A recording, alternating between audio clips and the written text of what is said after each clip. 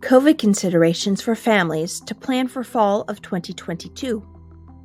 Over 1 million Americans have died of COVID, and the transmission rates in Washington state remain high as we head into the 2022-23 school year.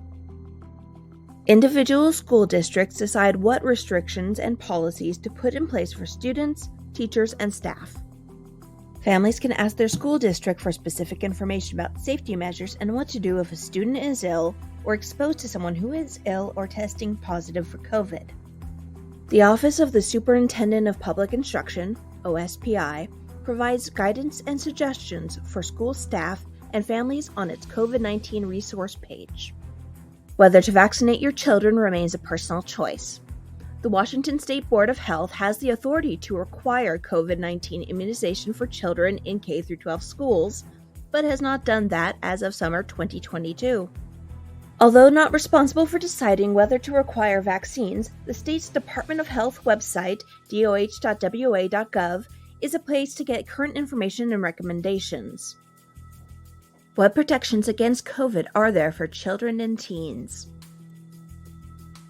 The federal government is providing COVID-19 vaccines free of charge to anyone living in the United States, regardless of their immigration or health insurance status.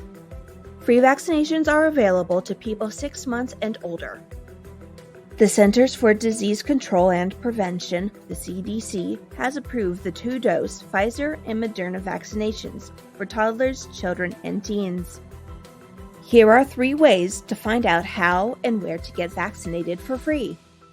Search vaccines.gov.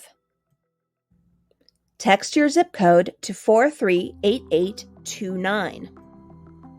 Or call 1-800-232-0233. Children and teens ages 5 through 17 are advised to get a 3rd booster dose of the vaccine if they have moderate or severe difficulties with their immune system. All employees in educational settings are required to be fully vaccinated or have a medical or religious exemption.